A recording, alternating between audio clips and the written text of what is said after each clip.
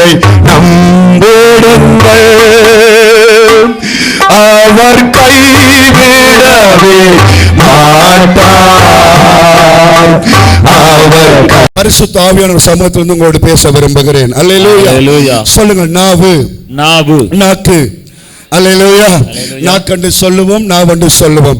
ஆகவே நம்முடைய நாவை குறித்து இந்த காலை வேளையிலே தேவ சமூகத்திலிருந்து ஆண்டவருடைய வார்த்தைகளை நான் உங்களோடு கூட பேசுகிறேன்.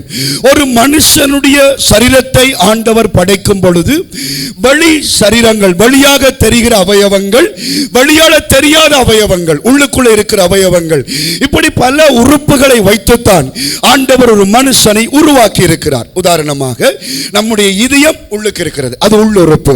நம்முடைய ஈரல் உள்ளுக்கு இருக்கிறது, அது உள்ளுறுப்பு. நம்முடைய கிட்னி உள்ளுக்கு இருக்குது, அது உள்ளுறுப்பு. அது நமக்கு வெளியில தெரியாது. அது ஸ்கேன் பண்ணும் பொழுதுதான் அவைகள் தெரியும். அவைகள் தோலால் மூடப்பட்டு வெளி உறுப்புகளாக கை, கால், மூக்கு, வாய், தலை, மயிர், இப்படி வெளி உறுப்புகளை கர்த்தர் வைத்திருக்கிறார். உள்ளுறுப்புகளும் வெளி உறுப்புகளும் கர்த்தர் சிருஷ்டித்த காரியம். அல்லேலூயா. இப்பொழுது நாங்கள் பார்க்கும் பொழுது இந்த நாக்கு, இந்த நாவை குறித்து நாங்கள் பார்க்கும் பொழுது இது உள்ளுறுப்பா வெளியுறுப்பா என்று நாங்கள் கேட்டால் அது வெளியுறுப்புன்னு சொல்வதா உள்ளுறுப்புன்னு சொல்வதான்னு தெரியாத ஒரு சூழ்நிலை. எல்லாத்துக்கும் நடுவுல நிற்குது. அல்லேலூயா. அப்பப்ப வெளியே தெரியும், அப்பப்ப உள்ளுக்குள்ள இருக்கும். கூடிய அளவுக்கு விஞ்ஞான ரீதியில சொல்ல போனால் அது தலையில உள்ள ஒரு உள்ளுறுப்பு என்று சொல்லலாம், விஞ்ஞான ரீதியில சொல்லும் பொழுது. ஆனால் தர்க்க ரீதியாக பேசும் பொழுது அது உள்ளுறுப்பு என்று மட்டும் சொல்ல முடியாது, அது வெளியவும் பெறும். அல்லேலூயா. ஆகவே இது உள்ளுறுப்பாகவும் இருக்கிறது, வெளி உறுப்பாகவும் இருக்கிறது. ஆகவே வெளி உறுப்புகளை நீங்கள் பார்க்கும் பொழுது கையுக்கு தேவன் ஒரு பாதுகாப்பை கொடுக்கவில்லை, தலை மயிருக்கு ஒரு பாதுகாப்பை கொடுக்கவில்லை, முதுகுக்கு ஒரு பாதுகாப்பை கொடுக்கவில்லை, காலுக்கு ஒரு பாதுகாப்பை கொடுக்கவில்லை, மூக்குக்கு ஒரு பாதுகாப்பு கொடுக்கவில்லை. அதனால் விழும்பொழுது மூக்குடப்பட்டு கொண்டிருக்கிறோம். ஆனால் தேவன் இந்த நாக்குக்கு ஒரு பாதுகாப்பை கொடுத்திருக்கிறார். கையெழுத்து சொல்லுங்க. அல்லேலூயா. இந்த நாக்குக்கு தேவன் எப்படி பாதுகாப்பு கொடுத்திருக்கிறார் பாருங்கள். 2 சொண்டுகளை வைத்திருக்கிறார். அல்லேலூயா. முதலாவது இந்த 2 பொடி காட்ட கர்த்தர் வைத்திருக்கிறார். இந்த 2 சொண்டுகள் அப்படியே மூடி இருக்கும் பொழுது நாக்கு வெளியே வர முடியாது. அல்லேலூயா. சொண்ட மூடி பாருங்க, மூடிக்கொண்டு ஆமென் சொல்லுங்க. அல்லேலூயா. ஆகவே தேவன் தேவையான நேரம் தான் இது வெளியே வர வேண்டும் என்பதற்காக இந்த 2 பெரிய பங்கர் அல்லது அரண், 2 பெரிய என்னது வவுனிக்குள்ள பெண்டு போல கர்த்தர் 2 சொண்டுகளை வைத்திருக்கிறார். சிலருக்கு மேல் சொண்டு பெருசா, கீழ் சொண்டு சின்னனா இருக்கும். சிலருக்கு கீழ் சொண்டு பெருசா, மேல் சொண்டு சின்ன இருக்கும். எது எப்படி இருந்தாலும் தேவன் ஏன் அதை வச்சிருக்காண்டா உள்ளுக்கு இருக்கிறவர் கவனமா இருக்க வேண்டும் என்று இந்த 2 சொண்டை வைத்திருக்கிறார். ரைட். அதை தாண்டி போனால் அந்த பல்லுகளை அதற்கு அடுத்த பாதுகாப்பாக கர்த்தர் வைத்திருக்கிறார். அல்லேலூயா. சொண்டுதான் திறந்தாலும் பல்லு மூடிக்கொள்ளும். அல்லேலூயா. முரசுகள் மூலமாக பல்லுகளை வைத்து சிலருக்கு 48 பல்லு கிடக்குது, சிலருக்கு 12 பல்லு கிடக்கு. எத்தனை பல்லு இருக்குதோ அடுத்ததாக பல்லுகளின் கோட்டை. அதை தாண்டி போகும் பொழுதுதான் இந்த எலும்பில்லாத ஐட்டம் உள்ளுக்கு இருக்குது. அல்லேலூயா. சொல்லுங்க. அல்லேலூயா. ஆகவே இந்த நாக்கை தேவன் என்ன செய்கிறார் என்று பாருங்கள். இப்ப தலையில நாங்கள் வெயில்களுக்குள்ள போகும் பொழுது எங்களுடைய மூளைகள், எங்களுடைய சிந்தனைகள் ஹீட் ஆகக்கூடாது. கர்த்தர் சொல்றார் தலைக்கு எண்ணெயை வை. ஆமென் சொல்லுங்க. ஆனா நாக்குக்கு எண்ணெயை வைக்க இயலாது. ஆகவே தேவன் என்ன செய்கிறார், அந்த நாக்கை எப்பவும் ஈரத்தன்மையான இடத்துல வச்சிருக்கிறார். அல்லேலூயா சொல்லுங்க.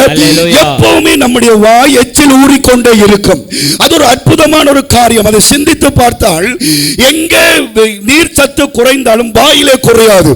ஒரு ஈரப்பதமான இடத்துல, ஒரு ஏசி ரூமுக்குள்ள வைத்திருக்கிறத விட ஒரு சிறப்பான இடத்துல கர்த்தர் நாக்கை வைத்திருக்கிறார். அல்லேலூயா. ஏன் தெரியுமா? வேதம் சொல்லுகிறது ஒரு மனுஷனுடைய உயிர் எங்க இருக்கிறதா? ரத்தத்தில் இருக்கிறது. ஒரு மனுஷனுடைய ரத்தம் போனால் உயிர் போனது என்று சொல்ல. அதை பல பேர் பலவிதமாக ஆராய்ந்து கொண்டார்கள். கடைசியாக வேதத்தின்படி ஒத்துக்கொண்டார்கள் மனுஷனுடைய உயிர் ரத்தத்தில் தான் இருக்கிறது. ஆகவே அந்த ரத்தத்தில் இருக்கிற அந்த உயிரை வாழவும் பண்ண இந்த நாக்கால முடியும், அந்த உயிரை சாகவும் பண்ண இந்த நாக்கால முடியும். அல்லேலூயா சொல்லுங்க. இந்த ரத்தம் போகாமலே ஒரு மனுஷன் வாழ்க்கையை கெடுக்க பண்ணவும் நாக்கால முடியும், ஒரு மனுஷன் வாழ்க்கையை ஆசீர்வதிக்கவும் நாக்கால முடியும். ஏனென்று சொன்னால் இந்த நாவிலே கர்த்தர் ஜீவனை வைத்திருக்கிறார். கையெழுத்து சொல்லுங்க, ஆமென் சொல்லுங்க. ஒவ்வொரு மனுஷரையும் சிருஷ்டித்த பிற்பாடு நாவில கர்த்தர் ஜீவனை வைத்தார், அதிகாரத்தை வைத்தார், வல்லமையை வைத்தார். ஆகவே நாங்கள் பார்க்கிறோம் நீதிமொழிகளின் புத்தகம் 18வது அதிகாரம் 21வது வசனம் இந்த நாவை குறித்து சொல்லுகிற மிக முக்கியமான வசனம். நீதிமொழிகள் 18:21. மரணமும் ஜீவனும் நாவின் அதிகாரத்தில் இருக்கும், அதில் பிரியப்படுகிறவர்கள் அதன் கனியை புசிப்பார்கள். அல்லேலூயா சொல்லுங்க.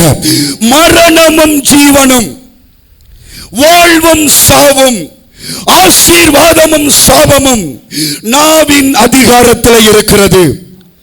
எல்லாருக்கும் நாவை கர்த்தர் வைத்திருக்கிறார். மிருகங்களுக்கும் நாவு இருக்கிறது, மனிதர்களுக்கும் நாவு இருக்கிறது. ஆனால் மிருகங்களுக்கு நாவுகள் இருந்து பிரயோசனம் இல்லை. மனிதர்களுக்கு கர்த்தர் ஏன் நாவை வைத்திருக்கிறார் என்றால், நீ மரணத்தை அல்ல ஜீவனை சுதந்தரிக்கும் அதிகாரத்தை இந்த நாக்கில கர்த்தர் வைத்திருக்கிறார். நீ எதை விரும்புகிறாய், நாங்கள் எதை விரும்புகிறோமோ அதை பேசுகிறோம் என்று சொல்லுவார்கள். எது அதான் வேதம் சொல்லும், உள்ளத்தின் நிறைவினால் வாய் பேசும். நம்மிடத்தில் என்ன இருக்குதோ அதைத்தான் நம்முடைய நாவு பேச போகிறது.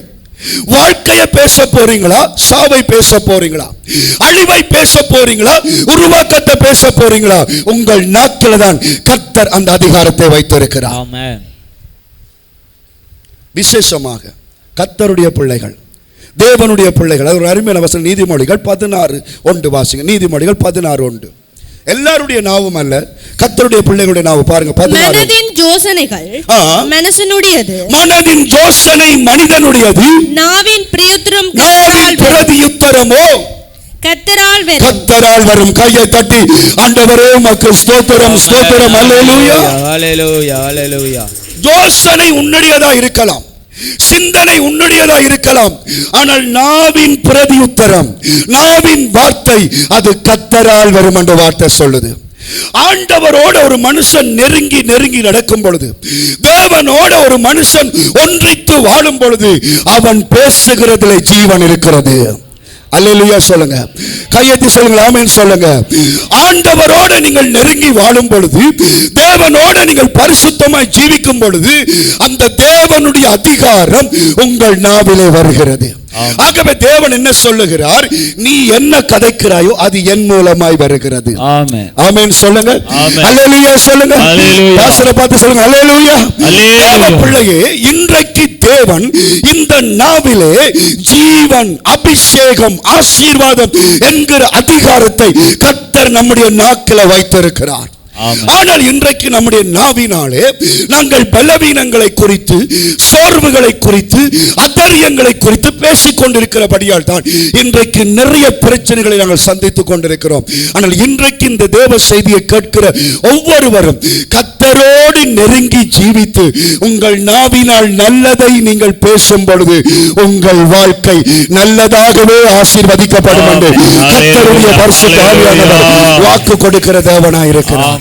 அல்லேலூயா சொல்லுங்கள், அல்லேலூயா.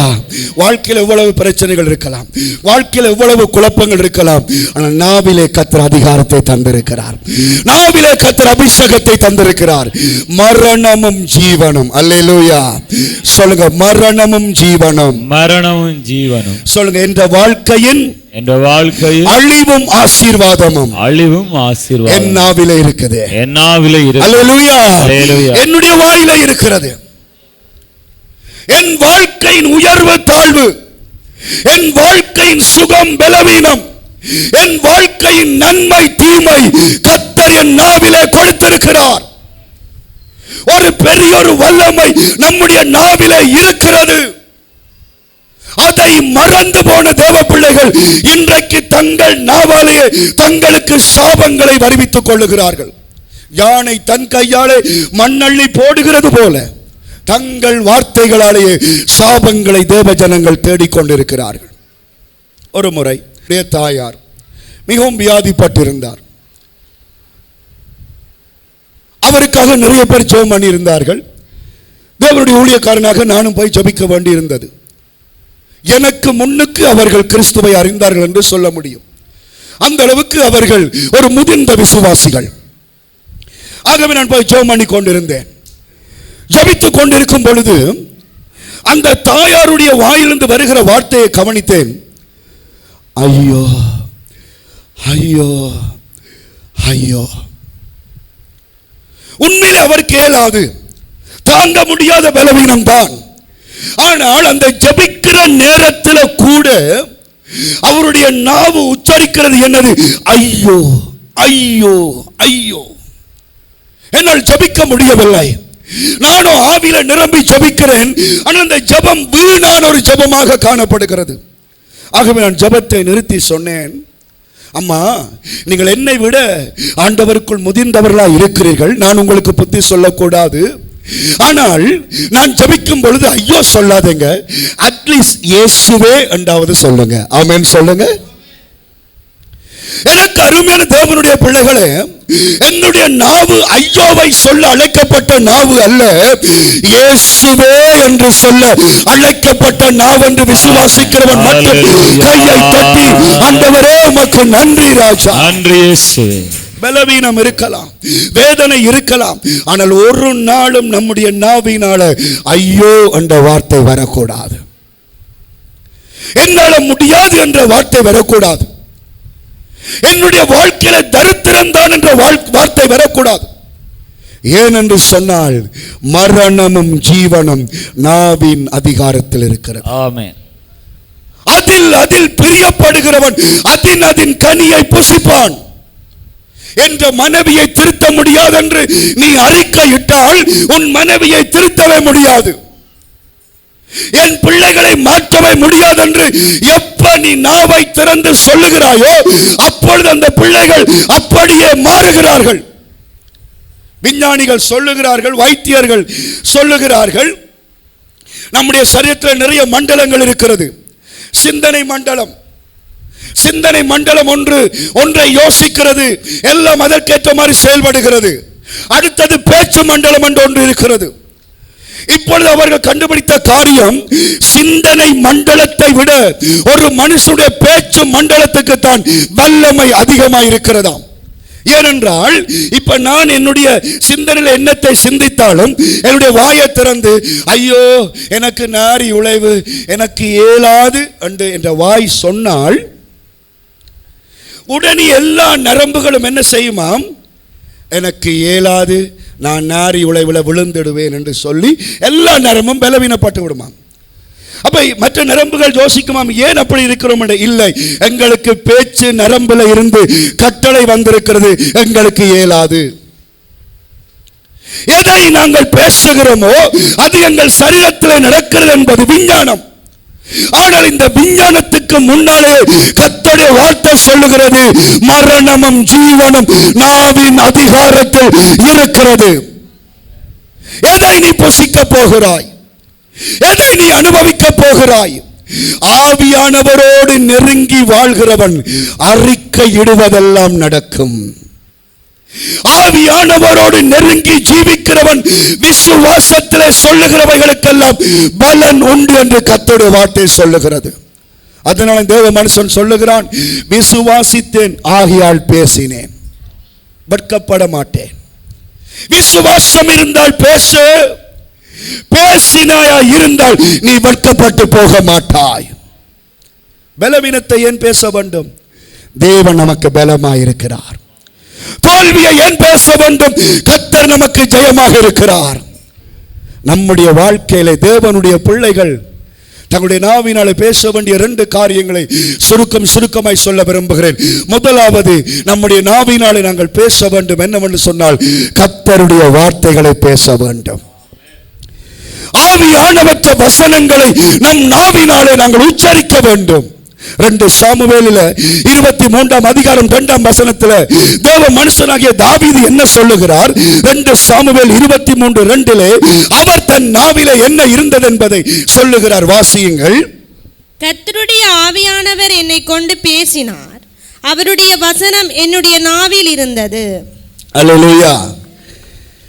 ஆவியானவருடைய வசனம் என்னுடைய நாவிலே இருந்தது. சொல்லுங்கள், ஆவியானவருடைய வசனம்.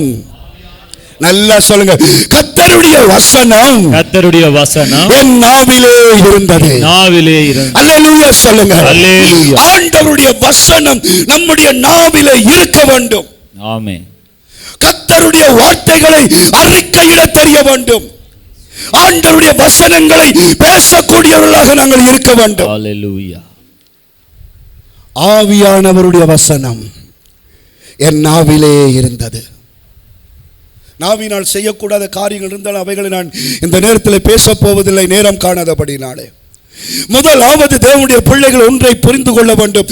ஆண்டவருடைய வார்த்தையை எந்த அளவுக்கு நாங்கள் அறிக்கையிட வேண்டுமோ அந்த அளவுக்கு நாங்கள் அறிக்கையிட்டே ஆக வேண்டும். எத்தனை வசனம் உங்களுக்கு தெரியும்?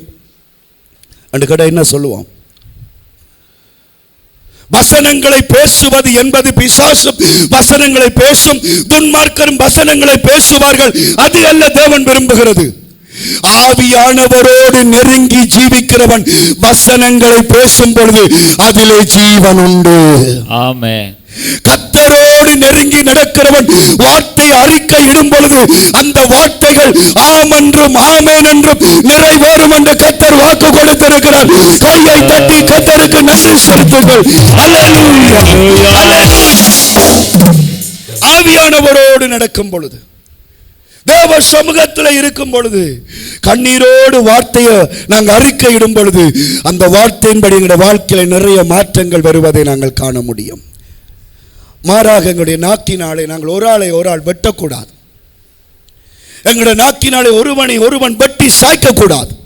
எரேமியாவின் தீர்க்கதரிசன புத்தகம் 18வது அதிகாரம் 18வது வசனத்தை வாசியுங்கள். எரேமியா 18:18 நம்முடைய நாக்கினாலே செய்யக்கூடாத காரியத்தை கர்த்தர் எழுதுகிறார், படியுங்கள். அதற்கு அவர்கள், எரேமியாவுக்கு விரோதமாக ஆலோசனை செய்வோம் வாருங்கள். ஆசாரியரிடத்திலே வேதமும் ஞானிகளிடத்திலே ஆலோசனையும் தீர்க்கதரிசிகளிடத்திலே வசனமும் ஒளிந்து போவதில்லை. இவன் வார்த்தைகளை நாம் கவனியாமல் இவனை நாவினாலே வெட்டி போடுவோம். தீர்க்கதரிசி இந்த வாயில வசனம் தான் இருக்கும். ஆகவே இந்த எரேமியா தீர்க்கதரிசி வசனத்தை தான் பேசுவான். நாங்கள் அதை கவனிக்காமல் எங்களுடைய நாவினாலே அவனை வெட்டுவோம். இன்றைக்கு அநேக தேவ பிள்ளைகள் வார்த்தைகளை கவனிப்பதில்லை. பாஸ்டர் என்றா பைபிளை தான் பிரசங்கிப்பார், பாஸ்டர் என்றா சமாதானமாகத்தான் சொல்லுவார், பாஸ்டர் என்றா அப்படி நடக்க சொல்லுவார், இப்படி நடக்க சொல்லுவார். எங்கட பக்க பிரச்சனை யாருக்கு தெரியும்? அதைத்தான் இந்த ஜனங்கள் சொன்னார்கள். நாவினாலே ஒருவனை வெட்டுவதற்கு அல்ல, தேவனுடைய வார்த்தைகளை பேச கர்த்தர் நம்மை அழைத்திருக்கிறார். ஹல்லேலூயா. எப்ப பார்த்தாலும் ஆக்களை வெட்டி கதைக்கிறது, முறியடிச்சு கதைக்கிறது. எங்களை கர்த்தர் லோயர்களாக அழைக்கவில்லை. அல்லேலூயா. ஹல்லேலூயா. சட்டவாளர்களாக கர்த்தர்களை அழைக்கவில்லை. வசனங்களை பேச வேண்டும். கதைக்கு எதிர்கதை, கதைக்கு அடுத்த கதை, நியாயத்துக்கு அடுத்த நியாயம், விளக்கத்துக்கு அடுத்த விளக்கம் பேச இந்த நாக்கை வைக்கவில்லை. எல்லா விளக்கத்துக்கும் விளக்கமாய் இருக்கிற வார்த்தையை பேசத்தான் கர்த்தர் என்னையும் உன்னையும் அழைத்திருக்கிறார். ஆமென். அல்லேலூயா. அல்லேலூயா. நியாயம் சொல்ல போனால் எல்லாரும் நியாயம் சொல்லிக் கொண்டிருக்கலாம். விளக்கம் சொல்ல போனால் எல்லாரும் விளக்கம் சொல்லலாம். நியாயமும் தேவையில்லை, விளக்கமும் தேவையில்லை. நியாயாதிபதியாக கர்த்தருடைய வார்த்தை என் நாவிலே இருக்க வேண்டும். ஆண்டவற்ற வசனங்களை பேச வேண்டும். பைபிள் வார்த்தைகளை குறித்து நம்முடைய நாவினாலே உச்சரித்துக் கொண்டிருக்கும் பொழுது ஆண்டவற்ற ஆசீர்வாதம் நம்மேலே தங்கும். யாக்கோபு 3ஆம் அதிகாரம் நாவின் அதிகாரம். யாக்கோபு 3ஆம் அதிகாரம் நாவின் அதிகாரம் 2வது வசனத்தை படிங்க. யாக்கோபு 3:2 கடந்து வாசிங்க. 3:2 நாம் எல்லாரும் அநேக விஷயங்களில் தவறுகிறோம். ஒருவன் சொல் தவறாதவன் ஆனால் அவன் பூரண புருஷனும் தன் சரீரம் முழுவதையும் கடிவாளத்தினாலே அடக்கிக் கொள்ள கூடியவனுமாய் இருக்கிறான். அல்லேலூயா. ஒருவன் சொல் தவறாமல் நாவை கட்டுப்படுத்தி நடந்தால் அவனுடைய சரீரம் முழுவதுமே பாதுகாப்பாய் இருக்கும். அல்லேலூயா சொல்லுங்க. இயேசு கிறிஸ்துவின் நாமத்தினால உன்னுடைய நாவை சரியாக நீ பாதுகாத்தால் உன் உடம்புக்கு ஒரு தீங்கும் வராது என்று கர்த்தருடைய வார்த்தை சொல்லுது. அடுத்த வசனம் என்ன சொல்லுது? அடுத்த வசனம், பாருங்கள் குதிரைகள் நமக்கு கீழ்ப்படியும்படி அவைகளின் வாய்களில் கடிவாளம் போட்டு அவைகளுடைய முழு சரீரத்தையும் திருப்பி நடத்துகிறோம். அல்லேலூயா சொல்லுங்க. அல்லேலூயா. குதிரை உங்களுக்கு தெரியாது, மாடு தெரியும். மாடு தெரியாதவர்கள் கையெத்துங்க. மாடு தெரியாது, மாடு தெரியும். குளப்படியான மாடுக்கு என்ன செய்வாங்க?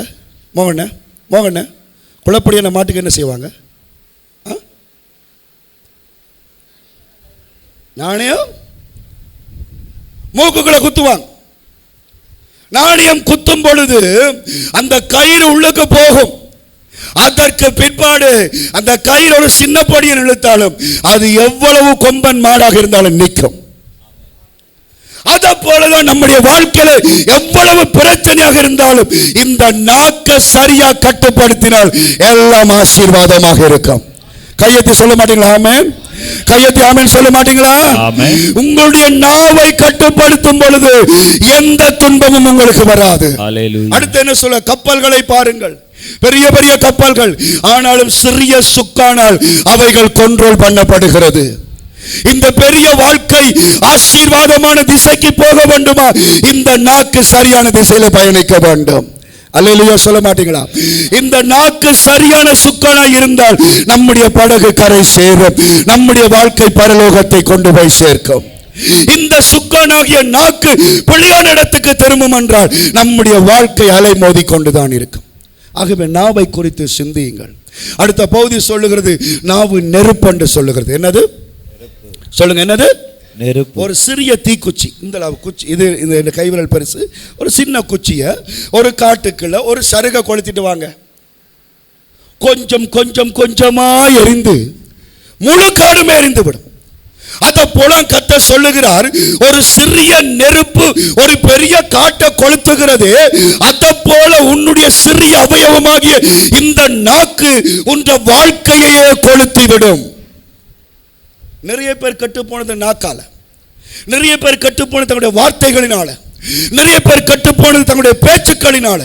அதனால கர்த்தருடைய வார்த்தை சொல்லுது, நாவுகளின் பேச்சிலே பாவம் இல்லாமல் போகாது. அலப்பு வாயனோட சேராத, அலப்பு வாயனோட தெரியாது என்று வார்த்தை சொல்லுது. எப்பவுமே சில கேட்கிற உண்டு, நீங்கள் ஏன் பாசுறப்போ தனியா தெரியுறீங்க? ஒரு ஆராதனைக்கு தூர போறீங்க, இன்னொரு ஆளை ஏற்றி கொண்டு போகலாம் தானே. என்னுடைய வாழ்க்கை எனக்கு இன்னொரு ஏற்றின எனக்கு நன்மை. ஆனால் கூடிய அளவுக்கு நான் தவித்துக் கொள்றேன். என்னன்னு சொன்னால், ஒரு ஆள் பின்னுக்கு இருந்தால் அவரோடு நான் கலைக்க வேணும், அல்லது அவர் என்னோடு கலைக்க வேணும். ஆமென் சொல்லுங்க. ரெண்டு பேரும் கதை காட்டி மண்டை வடிச்சிடும். ஆகவே அவரை ப்ளீஸ் பண்ண நான் கதைச்சு, அவர் என்ன ப்ளீஸ் பண்ண கதைச்சு, கடைசியா போற ஊழியத்தை விட எங்கட கதையின் பாவம் தான் பெருசு. பிரச்சனை இல்லையா? தனியா போனாலும் பரவாயில்ல, இரவு 2 மணிக்கு வெள்ளாங்குள காட்டால வந்தாலும் பரவாயில்ல, ஜெபம் பண்ணி கொண்டு வர முடியும், பாட்டு பாடிக்கொண்டு வர முடியும், துதிச்சு கொண்டு வர முடியும். தூதர்கள் என்னை கரங்களிலே ஏந்துகிறார் என்று விசுவாசித்துக் கொண்டு வர முடியும். ஏனென்றால் எவ்வளவுக்கு எவ்வளவு தேவையில்லாத கதைகள் இருக்கிறதோ அங்கே பாவம் இருக்கிறது. அதனால் கர்த்தருடைய வார்த்தை சொல்லுது, தேவ பிள்ளைகள் 2 பேர் கதைப்பார்களாம், கர்த்தர் கவனித்து கேட்பாராம். ஆமென் சொல்லுங்க. 2 பேர் கதைப்பாங்க, 2 பேர் இந்த நாக்கு சுழரும். அப்பொழுது தேவன் கவனிச்சுக்கு என்ன கதைக்கிறான், என்ன பேசுகிறான், ஆலயத்துக்குள்ள என்ன கதைக்கிறான், வீட்டில் என்ன கதைக்கிறான், கர்த்தர் கவனித்து கேட்பார். அந்த கதை ஜீவனா இருந்தால் ஜீவனை கர்த்தர் கொடுப்பார். அந்த கதை சாபமா இருந்தால் சாபம் தான் அவனுக்கு வரும். என்ற வார்த்தை சொல்லுது, நீ எதை விரும்பினாயோ அது உனக்காக கடவுது. உனக்கு எது விருப்பம் அது உனக்கு கிடைக்கட்டும். இயேசுவின் நாமத்தில் ஜீவனை நான் விரும்புகிறேன், சமாதானத்தை விரும்புகிறேன், சந்தோஷத்தை விரும்புகிறேன். 91ஆம் சங்கீதம் 91ஆம் சங்கீதத்தில் கர்த்தருடைய வார்த்தையை நாங்கள் பார்க்கிறோம். அல்லேலூயா. 91க்கு எடுத்துக்கொள்ளுங்க. 90 எல்லாரும் படுங்க, வசனத்தை திருப்புங்க, வாஞ்சியா திருப்புங்க. 91. ஹல்லேலூயா, ஹல்லேலூயா.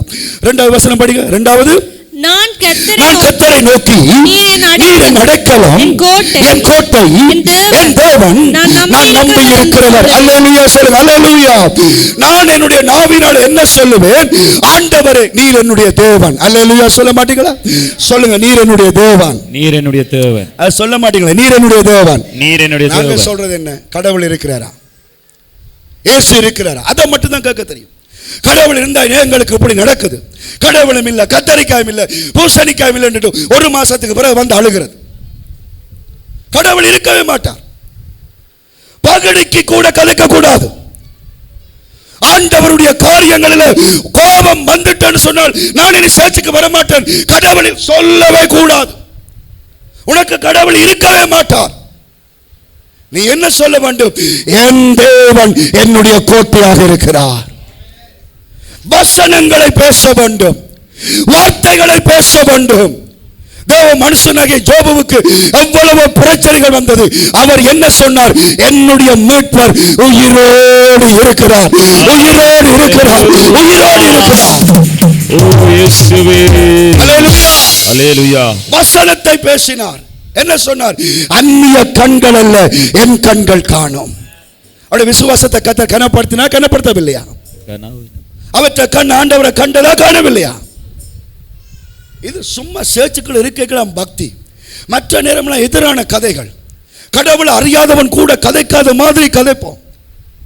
எங்களுடைய நாவினால கர்த்தருடைய வசனங்களை நாங்கள் பேச வேண்டும். மூன்றாவது வசனம் சொல்லுது, அவர் என்னை, சொல்லுங்க எனக்கு பிடிக்க சொல்லுங்க, அவர் என்னை வேடனுடைய கண்ணிக்கும் பாழாக்கும் கொள்ளை நோய்க்கும் தப்புவிப்பார். சொல்லுங்க, ஏசப்பா என்னை தப்புவிப்பார் எல்லா கொள்ளை நோய்களுக்கு, எல்லா வியாதிகளுக்கு, எல்லா பலவீனங்களுக்கு ஆண்டவர் என்னை தப்புவிப்பார். ஆண்டவர் என்னை தப்புவிப்பார். இல்ல பாஸ்டர், அது பாஸ்டர், அது நான் என்ன சொன்னாலும் பாஸ்டர், அது அது அது அதுதான் ஐயா சொல்லணும். ஆண்டவற்ற நாமத்தினால கர்த்தர் என்னை தப்புவிப்பார். நான் ஆசீர்வாதமா இருப்பேன், நான் சுகத்தோடு இருப்பேன், நான் பலத்தோடு இருப்பேன். கர்த்தர் என்னை கைவிடவே மாட்டார்.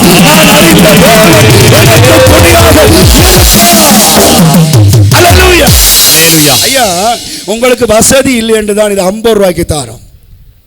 உங்களுக்கு வேண்ட வசதி இல்லைன்னா ஃப்ரீயா தாரோம். யார் அவர்கிட்ட கையேந்தி காசு கொடுத்து வேண்டி உங்களுக்கு ஃப்ரீயா தாரோம். ஆனா பைபிள் ஃப்ரீ கிடையாது.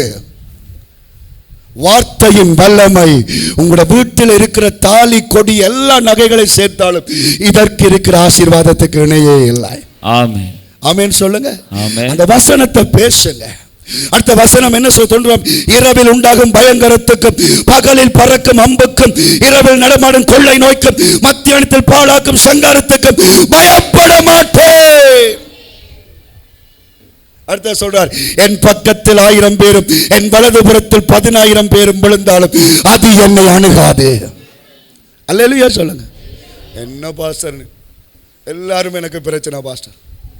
பக்கத்து வீட்டுக்காரன் சண்டை பிடிக்கிறான் பாஸ்டர், எங்கட மாமியும் என்னோட சண்டை பிடிக்கிறா பாஸ்டர், என்னுடைய மச்சானும் சண்டை பிடிக்கிறார் பாஸ்டர், எல்லா இடமும் சண்டைன்னு வீட்டை வந்தா பிள்ளையும் மண்டையில் அடிச்சுட்டு பாஸ்டர், இனி நான் இருந்தேன் பாஸ்டர், நீங்க சொல்லுங்க பாஸ்டர், இதுக்கு பிறகு நான் என்ன செய்யறது பாஸ்டர்? ஐயா 1000 10,000 பிரச்சனை எனக்கு அக்கம் பக்கம் வந்தாலும் ஒன்றும் அணுகாதபடி என்னுடைய ஆண்டவர் என்னை பாதுகாப்பார். அதை நீ சொல்ல வேண்டும், அதை நீ அறிக்கையிட வேண்டும். இயேசு கிறிஸ்துவின் நாமத்தினால எனக்கு இப்ப இந்த பிரச்சனை வந்திருக்குது, ஆனா இந்த பிரச்சனை என்னை தொடாது. அல்லேலூயா சொல்லுங்க. இன்றைக்கு இந்த பக்கத்து வீட்டுக்காரர் எனக்கு எதிராய் கதைக்கிறான், ஆனால் இது என்னை அணுகாது. நீ அறிக்கையிடு, கர்த்தர் உன்னை ஆசீர்வதிப்பார். அல்லேலூயா. ஆவியானவற்ற வார்த்தைகளை பேசு. 10 என்ன சொல்லுது? வாதை என் கூடாரத்தை அணுகாது, பொல்லாப்பு எனக்கு நேரிடாது. ஆமென். என்ற வீட்டுக்கு என்ன வராது? வாதை வராது. ஆனா இன்றைக்கு எல்லாரும் சொல்ற காரியம், ஐயோ பாஸ்டர் எங்கட வீட்டுக்கு செய்வினை செய்துட்டாங்க பாஸ்டர். ஆமென் சொல்லுங்க. செய்வினை செய்வினை செய்வினை என்னையா எல்லாரும் பயப்பட செய்வினை. என்ன பொறுத்தல நீங்க வடிவா புரிஞ்சு கொள்ளுங்க. செய்வின தகடு வீட்டில் இருந்தாலும் வீட்டை விட்டு எழும்பன்னு சொல்ல மாட்டேன். ஆமென் சொல்லுங்க. ஏன் என்று சொன்னால் அந்த செய்வினையின் மேல நடக்கும்படிதான் கர்த்தர் என்னை அழைத்திருக்கிறார். வடக்கு வாசல், கிழக்கு வாசல், தெற்கு வாசல், அது உலகத்தானுக்கு தேவ பிள்ளைக்கு எந்த வாசலும் ஆசீர்வாத வாசல், எந்த வாசலும் திறந்த வாசல். அல்லேலூயா. வீட்டு வாசல் ஒரு வீட்டு செய்வின உண்ட குடும்பத்தை குழப்புதென்றால் எங்க ஜீவன் நாவில சொல்ல வேண்டும், வாதை என் கூடாரத்தை அணுகாது. இல்ல பாஸ்டர், வீட்டுக்குள்ள பேய் நிக்குது பாஸ்டர். வீட்டுக்கு என்ன நிக்குது? எங்க நிக்குது அம்மா? வாங்க பாஸ்டர் காட்டுறேன். எங்க நிக்குது? அறைக்குள்ள நிக்குது பாஸ்டர். அறைக்குள்ள எங்க நிக்குது? கட்டிலுக்குள்ள நிக்குது பாஸ்டர். அல்லேலூயா சொல்லுங்க. இருக்கட்டும், ஆமென் சொல்லுங்க. அதுக்கு இடம் இல்லை தானே, ஆமென் சொல்லுங்க. அது பாவம் அலைஞ்சு கொண்டு தெரியுது, எங்கே தான் இருக்கிறது. நீங்களும் இடம் கொடுக்காட்டி அது எங்கே போகிறது? பேகு வந்து ஐயோ எனக்கு இடம் இல்லை வர போகிற விடுங்க, வந்து கிடக்கட்டும் வீட்டுக்குள்ள. எங்கட வீட்டு நிற்குது, காலில்லாத ஐட்டங்கள் நிற்குது, ஆமென் சொல்லுங்க. அது கொஞ்சம் சீவிச்சிட்டு போகட்டும் பாவம், அல்லேலூயா. கொஞ்ச நாளைக்கு தானே, ஆமென் சொல்லுங்க. அது இருந்துட்டு நம்ம துதியில் அது துண்டை காணும் துணியை காணுன்னு ஓடணும். இது என்னண்டா அதை கண்டுட்டு நாம ஓடுறோம். ராத்திரி அவரோட ஜெபிச்சு கொண்டு இருந்தேன். அப்போ இந்த நாய் குலைக்க தொடங்கிட்டு உடனே அவர் சொல்ல, பார்த்தீங்களா பே வந்துட்டு. உண்மையை சொல்கிறேன், அல்லேலூயா. விசிட்டிங்கெல்லாம் முடிச்சு உடுப்பும் மாத்தில 10:15 பயனுண்டாக்கம். சரி பாவத்துக்கு ஜெபிப்போம் மட்டும் ஜெபிச்சு கொண்டிருக்கேன். அது எங்களோட உள்ளுக்க வச்சிருக்கிற நாய் அப்போ தான் திறந்து விட்டேன். அது வந்து அங்கே பாஸ்டர் பார்த்தீங்களா நான் சொன்னதானே பே நிற்குது பாஸ்டர். அல்லேலூயா சொல்லுங்க. அடே பேய் இல்லாத இடம் ஒன்று சொல்லுங்க பாப்போம். ஆரா சொல்லுங்க, பேய் இல்லாத இடம் எங்கே இருக்கு? இந்த உலகமே பிசாசின் கையிலான் இருக்குது, ஆமென் சொல்லுங்க. ஆண்டவற்ற வருக வரும் வரைக்கும் இந்த உலகம் பேயிட்ட இருக்கு. பேய் இல்லாத ஆள் யாரு? நானும் பேயிட்ட தான் இருந்தேன், நீயும் பேயிட்ட தான் இருந்தாய். ஆனா எப்ப ஆண்டவர்கிட்ட வந்தோமோ அப்ப பே போனது. இயேசு நமக்குள்ள உயிர் வாழ்ந்து கொண்டிருக்கிறார். அல்லேலூயா. வசனத்தை பேசு, வார்த்தையை பேசு. விதைச்சு காணி சரி வரலையா? எந்த தோட்டத்தை செய்தாலும் சரி வரலையா? மனம் நோகாத கால் மிதிக்கும் தேசம் எல்லாம் கர்த்தருக்கு சொந்தம் என்று சொன்னீங்களே, இதை நான் ஆசீர்வதிக்கிறேன். அல்லேலூயா. நீ ஆசீர்வதிக்கும் பொழுது கர்த்தர் உன்னை ஆசீர்வதிப்பார். ஆமென் சொல்லுங்க. 2 தடவைகள், 1 அல்ல 2 தடவைகள் ஒரு மனுஷன் வயல் விதைத்தான். ஒரு மருந்தும் அடிக்கல. மோகன கொஞ்சம் நித்திர கொள்றீங்க. ஒரு மருந்தும் அடிக்கல. என்னட்ட வந்து ஒவ்வொரு கிழமையும் தண்ணியை ஜெபிச்சு கொண்டு போவார். இங்கே இல்லை, திருவனந்தபுரத்துக்கு பகல ஜெபிச்சு கொண்டு போவார். ஜெபிச்சுட்டு போய் இயேசு நாமத்தில் 2 விளைச்சலுக்கும் எனக்கு காணிக்க வரும். ஆமென் சொல்லுங்க. அங்க ஜெப தண்ணியில ஒன்றுமில்லை, அந்த மனுஷனுடைய அறிக்கை. அல்லேலூயா சொல்லுங்க. இது எங்கட அறிக்கை, தின்னாம் வழியில் உடுத்தாம் வழியில். ஆமென் சொல்லுங்க. அப்பா சேர்த்து தந்ததா, அம்மா சேர்த்து தந்ததா? சரி, சேர்ச்சுக்கு தான் வந்தா நீங்களாவது ஒரு 500 ரூபா தாரீங்களா? ஆமென் சொல்லுங்க. வாழ்க்கைய தாரீங்களா? ஐயா தாரதில்லை, கொடுப்பாய். அதுதான் வசனம். வாதை என் கூடாரத்தை அணுகாது, பொல்லாப்பு எனக்கு நேரிடாது. கடைசி வசனம் என்ன சொல்லுகிறது? நீடித்த நாட்களால் ஆண்டவர் என்னை திருப்தியாக்குவார். அறிக்கையிட வேண்டும். ஐயோ நான் செத்து போறணும். எல்லாரும் சாகிறதானே, ஆமென் சொல்லுங்க. 6வது உயிர் வாழ பிறகு சாகத்தான் பிறந்திருக்கிறோம். ஏசப்பாவை செத்து தான் போனார். ஆமென் சொல்லுங்க. எத்தனை வருஷம் செத்து போனார்? 33 ஆட்டம் க்ளோஸ். கடவுள் ஆட்டமே எத்தனையா போயிட்டுது? 33 போயிட்டு. இது என்னன்னா ஏதோ காலகாலமாக இருக்கணும்.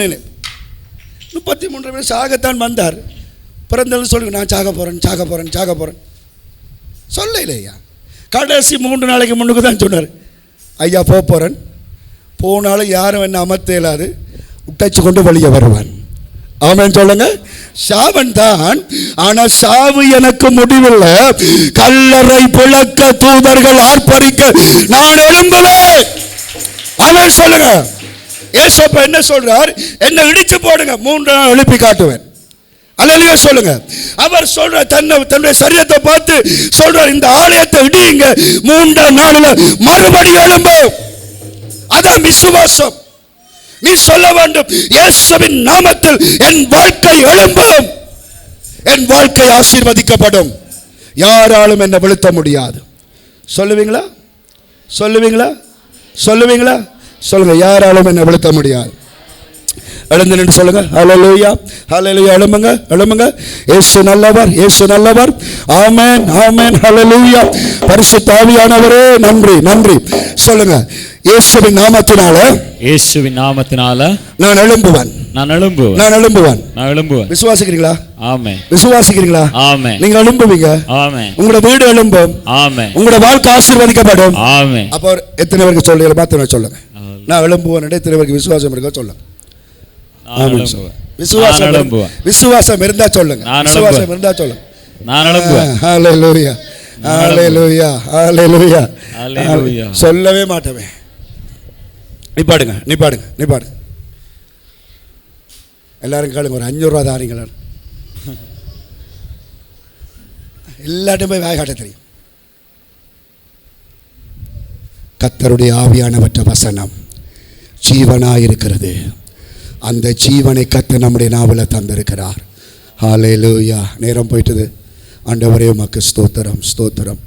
அடுத்த பகுதியை அடுத்த ஆராதனை நான் பேசலாம் என்று நம்புகிறேன்.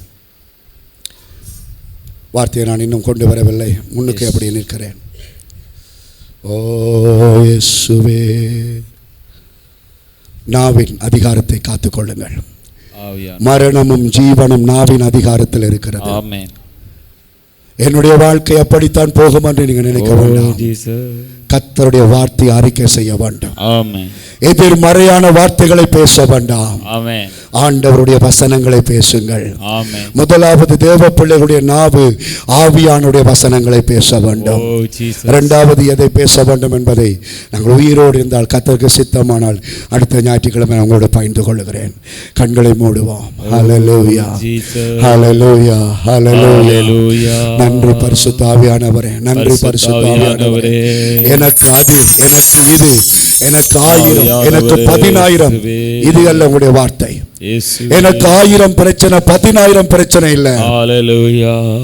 1000 10000 விழுந்தாலும் அது என்னை அணுகாது. அது என்னை அணுகாது. அது என்னை அணுகாது. அது என்னை அணுகாது.